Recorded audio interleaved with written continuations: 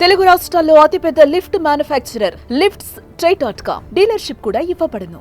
విద్యుత్ తీగలే యమపాశంలా మారాయి. ఇంట్లో వెలుగు నింపే కరెంట్ ఓ కుటుంబంలో చీకటిని నింపింది. అధికారుల నిర్లక్ష్యానికి ఓ బాలుడు బలైపోయాడు.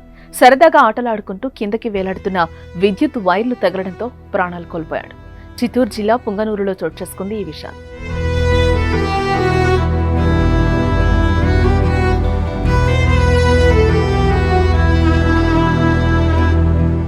విద్యుత్ ప్రమాదాలు నింపుతున్న విషాదాలు ఎన్నో. ప్రతిరోజు ఎక్కడో ఓ చోట విద్యుత్ ఘాతంతో ప్రజలు చనిపోతూనే ఉన్నారు. ఎన్ని ప్రమాదాలు జరుగుతున్నా అధికారులు మాత్రం మొద్దు నిద్ర వేయటం లేదు. వారి నిర్లక్ష్యం కారణంగా నిత్యం ప్రాణాలు పోతూనే ఉన్నాయి. తాజాగా చిత్తూరు జిల్లాలో విద్యుత్ ఘాతానికి ఓ బాలుడు బలయ్యాడు. పట్రపల్లి గ్రామానికి చెందిన బాలుడు 7వ తరగతి చదువుతున్నాడు. స్నేహితులతో కలిసి సోమవారం సాయంత్రం ఓ మైదానంలో ఆటలాడుకుంటున్నాడు. ఈ సమయంలో పైన కరెంటు తీగలు తగిలి అక్కడికక్కడే చనిపోయాడు. ఎంతో ప్రాణంగా ప్రేమించే బాలుడు చిన్న వయసులోనే ఊహించిన విధంగా చనిపోవడంతో కుటుంబ సభ్యులు కన్నీరు మున్నీరవుతున్నారు. పట్రపల్లి గ్రామం తీవ్ర శోకంలో మునిగిపోయింది. బాలుడి మరణానికి విద్యుత్ శాఖ నిర్లక్ష్యమే కారణమని స్థానికులు ఆరోపిస్తున్నారు. గ్రామంలో విద్యుత్ వైర్లు కిందకి వేలాడుతున్న విషయాన్ని ఎన్నోసార్లు చెప్పినా పట్టించుకోలేదని, ఇప్పుడు బాలుడి ప్రాణం పోయిందని వాపోతున్నారు. మా ఊర్లో ఇట్లా లైన్లు కిందకే ఉన్నాయి, ఇట్లా ఎవరు పట్టించుకోవడం లేదు. ఇట్లా పిల్లలు ఇట్లా బ్యాటా ట్రైన్లు ఆడుతున్నారు. ఇట్లా పిల్లలు మేకలు పడతా ఉంటే ఇట్లా చిందాట ఆడుతున్నా కూడా లైన్ కిందే ఉన్నాయి. దానివల్ల వాళ్ళు పిల్లలు ఇబ్బంది పడుతున్నారు.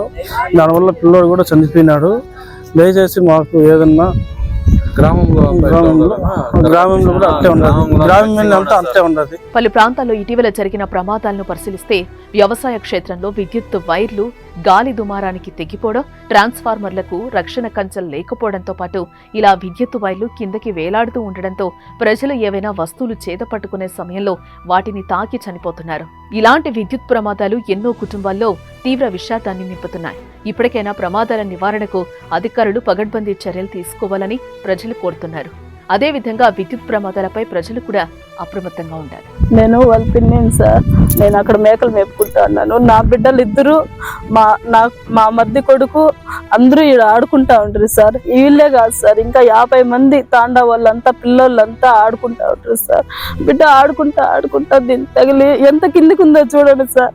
అది తగిలి బిడ్డ అట్లా కుప్పగోలు ఆడే స్పాట్ లోనే చనిపోయాడు సార్.